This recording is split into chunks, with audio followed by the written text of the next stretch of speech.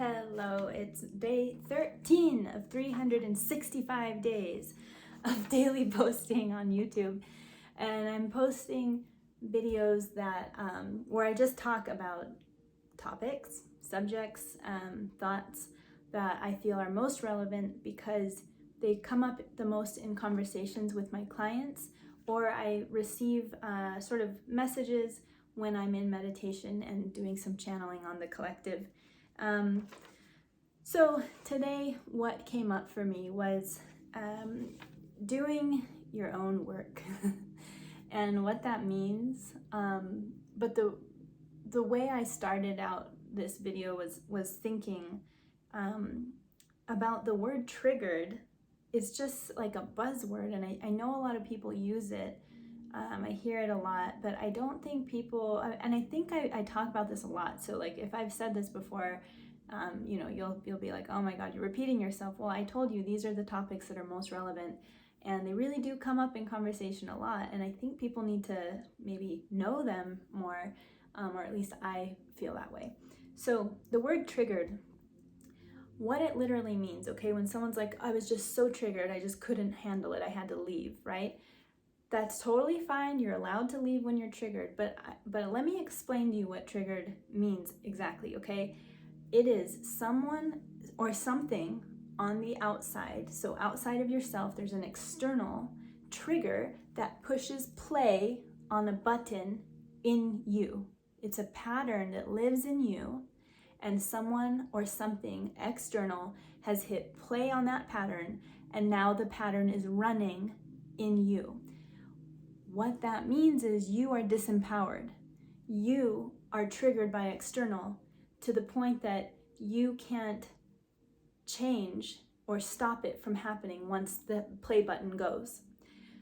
And I'm not saying it's wrong to leave, because a lot of times we need to create distance between those external triggers and ourselves. But the whole point of, if you leave or remove yourself or block the person or whatever the heck, the whole point is to give yourself space to address the pattern that's going on within you and heal that, so that you become an empowered person who isn't affected by the external.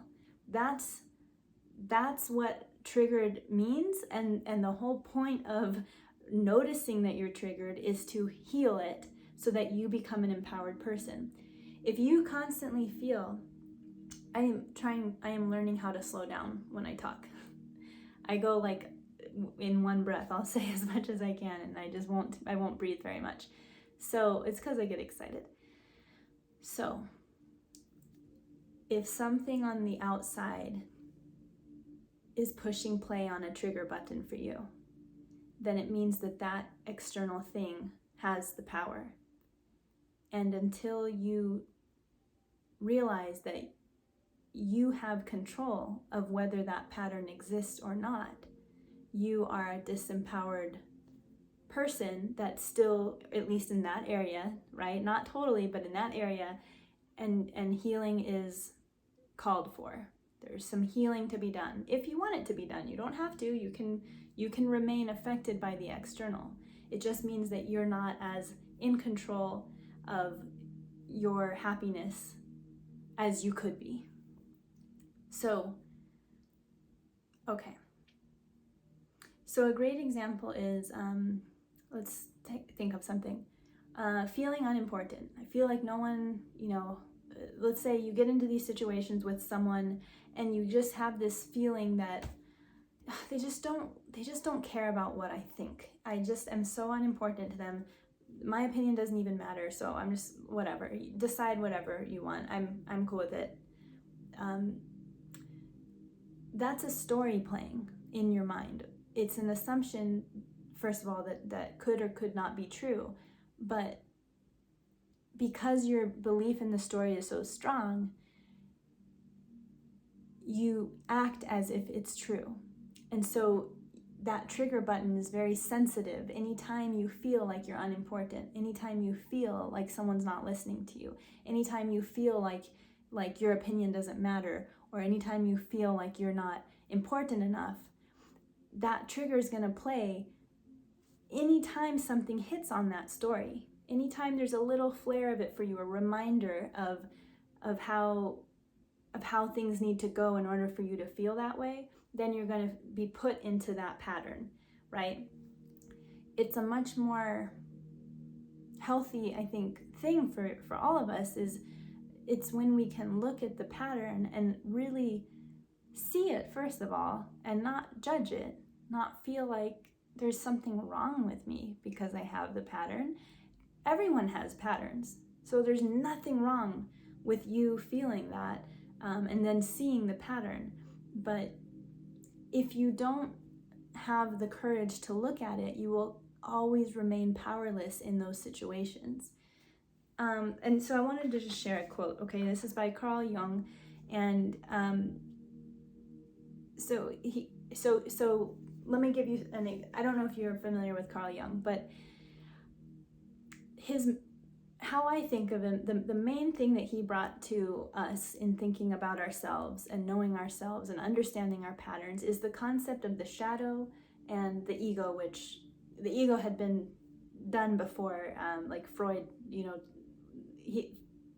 Jung's thing was, we have the ego and we have the shadow. The shadow is the unconscious aspects of ourselves that really dictate what the ego, what our patterns and conditionings are going to make knowable. I think it's getting too like abstract. But so Carl Jung's idea of the shadow is that we have aspects of ourselves that we don't know, we don't realize yet, and until we make those shadow aspects, the parts of us that are unknown, until we make them known, they're going to control our lives. So in the case of someone who always feels like, oh God, every time I'm with this person, it's like they don't care about what I say, and then if that person did shadow work, they would realize that story developed at an early age in childhood, and so they're triggered by anything external that resembles how they felt in childhood or why they had to make themselves small or whatever it could be. But the point is, if the person never looks inward and says, why do I have this story that follows me around? Why do I feel like I'm so unimportant in all these different situations or with these different people or anytime I'm with this sort of person or whatever? Until that person does that investigation and is curious about the answer about themselves, and anyways, until they can ask those questions and find the answers, that person's always going to think it's someone else, and they're always going to be triggered. So that's one concept of the shadow that is important, and Carl Jung brought that to us. The other thing is the idea of the collective unconscious, but we won't go into that because that doesn't really have to do with today as much about being triggered. So here's a quote, okay? Only a fool is interested in another person's guilt, since we cannot change it, since we cannot alter it. I wrote this down and it's like really sloppy. Since we cannot alter it. So only a fool is interested in other people's guilt, since he cannot alter it, or we cannot alter it. The wise man or woman learns, the wise person, we'll say that, the wise person learns only from their own guilt, and they will ask themselves, who am I that all this should happen to me? To find the answer to this fateful question, this person will look into his own heart. So when we're always putting the focus on what the other person is doing, what they should be doing differently, how they're treating us, when we're doing that, we're putting ourselves in a disempowered position because we can't change what another person does or says or thinks. We don't have control over that. We don't even have the abilities to even really know why they're saying and doing what they're saying and doing. We don't know their story. We don't know their triggers. We can't assume that we know, and we can't be so stupid as to think we can change it, right? So right away, just by putting your focus on other people and what the other person is doing to contribute to your unhappiness or sadness or discomfort, by doing that, you're putting yourself in a disempowered place. But this quote says, the wise man learns only from his own guilt. I was changing all the hises to person to try to be PC, but just roll with it. So the wise person learns only from their own guilt, and they will ask themselves, who am I that all this should happen to me? So we can only know our own feelings, that person or that situation or the way that person is talking to me is making me feel inferior. And you only have control over why you're being why you feel inferior. Why do I feel inferior is the only control you actually have, understanding that and digging into the pattern of that. So you ask yourself, you get curious, why does this pattern exist? Why am I being triggered about that? What is that related to? What does that go back into? What story does that play in me? Okay?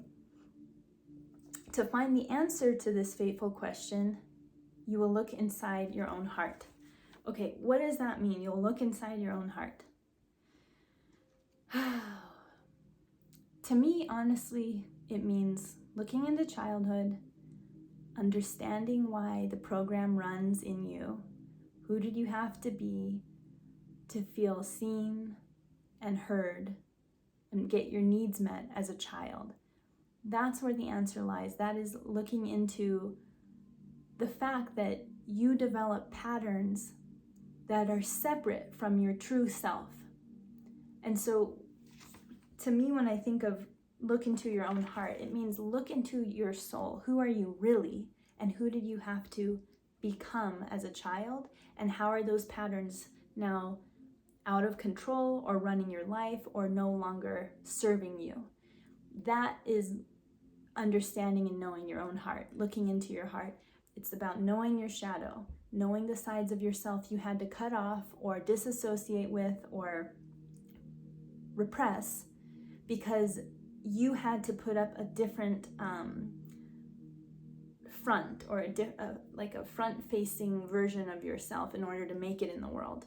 Okay, if that means that you had to play small, you had to be quiet, you had to learn to bottle up your emotions because maybe a primary caregiver or kids at school, but there's some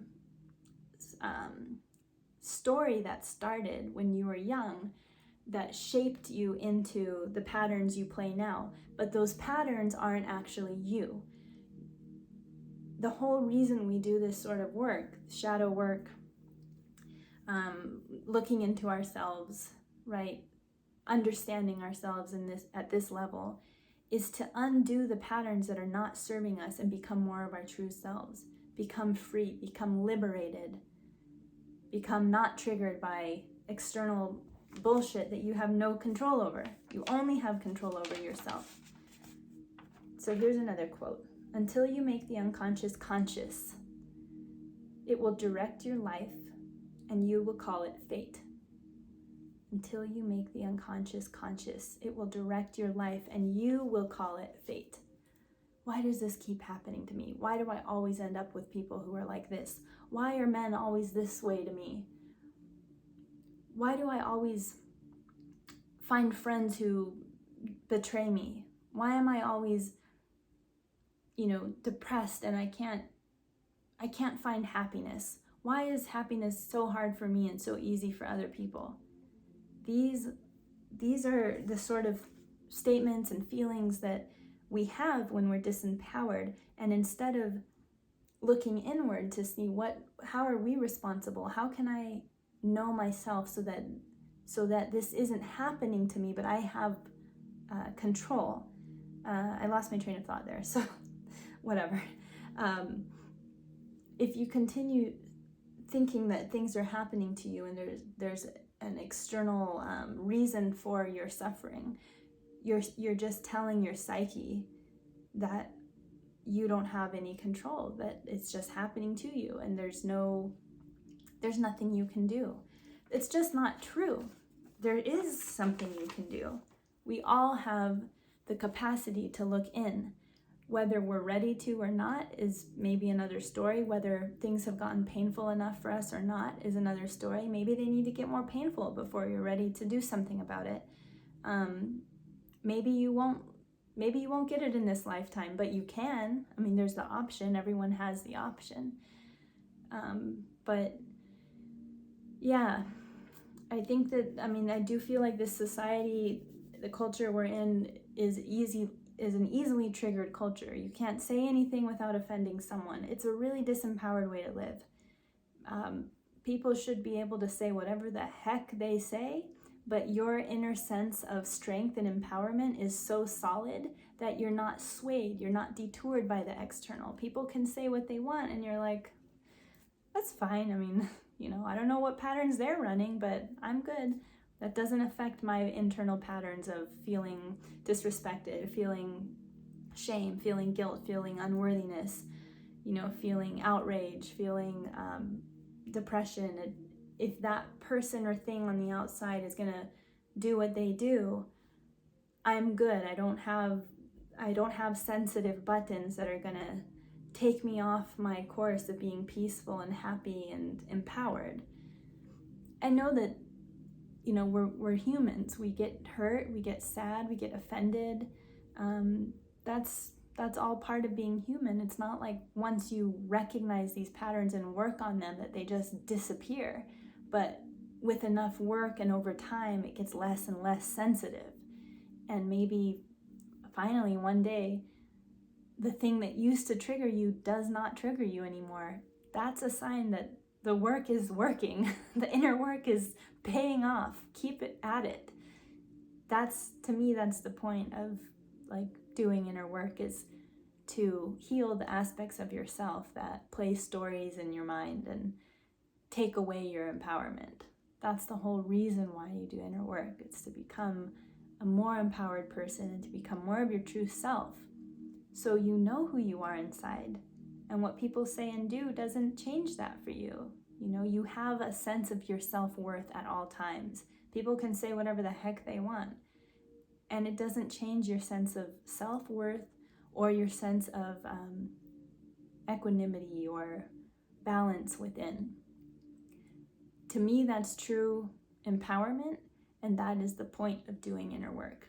So if you're interested in this kind of work at all, this is what I love to do with people. It's just so rewarding for the person and for me as a coach and guide. It's just that's what life is about, isn't it?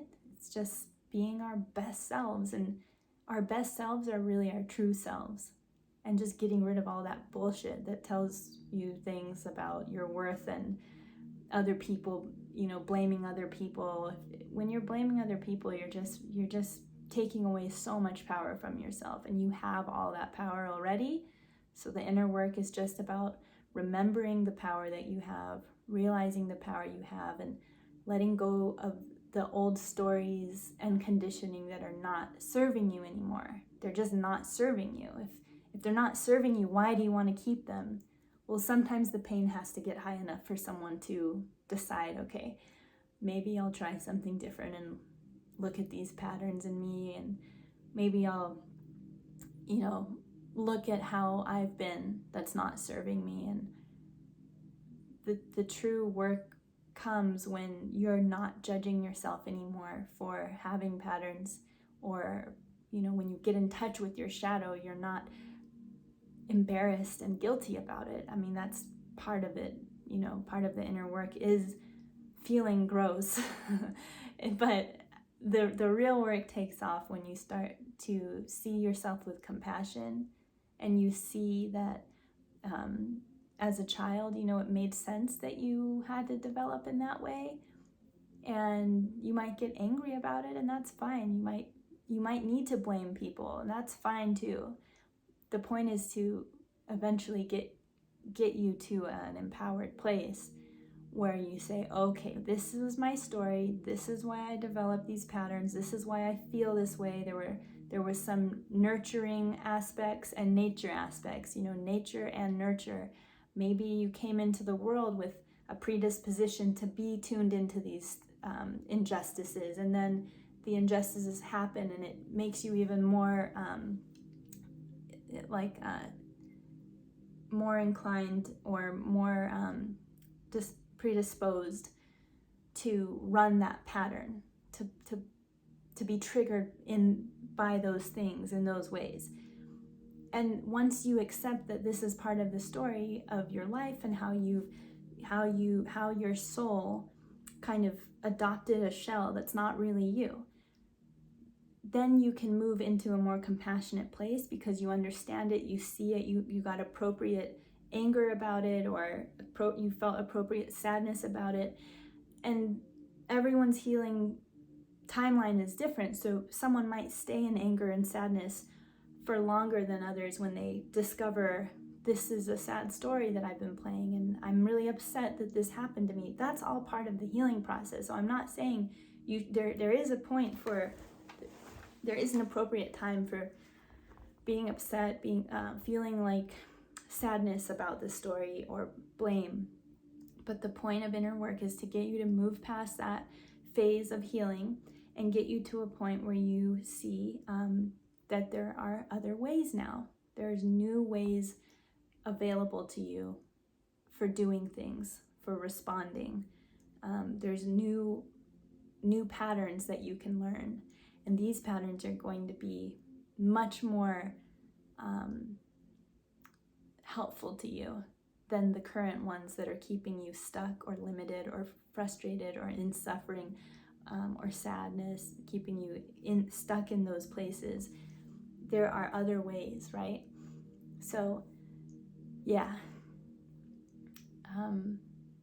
If you're interested to dive into some of these things, then I'd be happy to do a discovery call with you, and it's a time that we can just talk and see what you've been struggling with and what you want to create. But that's not why I made this video. I'm not trying to like hype myself up or anything, be like, you can always contact me. But it's true, you can, but it's really just to motivate you and have that discussion. So yeah, I think I'm done. My voice is tired. I've done a lot today, and I hope you have a great day and you do feel empowered and you do know that you are always a powerful person.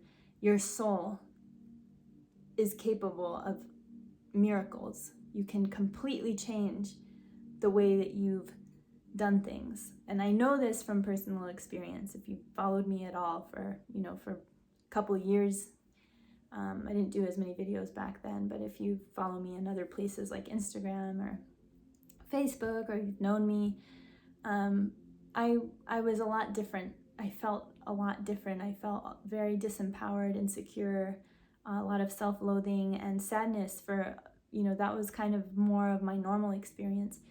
Now I've worked so much through these things and really taken ownership of why am I telling these stories of,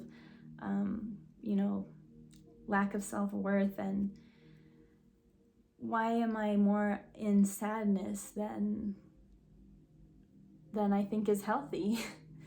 I had to take ownership for that and really look at the story and decide that, I can make changes. And I stuck with the inner work for long enough that I started seeing changes, and then people in my life started seeing changes. Wow, you're so different than you used to be. You're much happier. I remember when this used to make you, go this route, or I remember when blah, blah, blah, blah, blah. And now I just feel like I'm a different person. And it's not to say that those patterns don't still come up sometimes, because they do, but there's so much self-ownership now that I can pull myself out, or I can look at it from a different angle. And I used to cry like all the time. I remember my sister told me once that she thought it was so funny that I said, oh yeah, I cry every day. And I wasn't trying to be funny.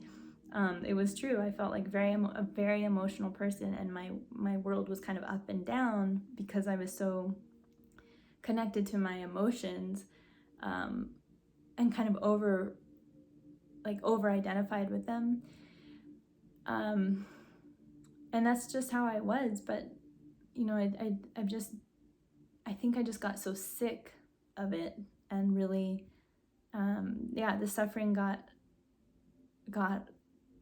heavy enough that I had to do something. And not everyone hits that boiling point. I mean, some people just gradually over time want to shift and grow.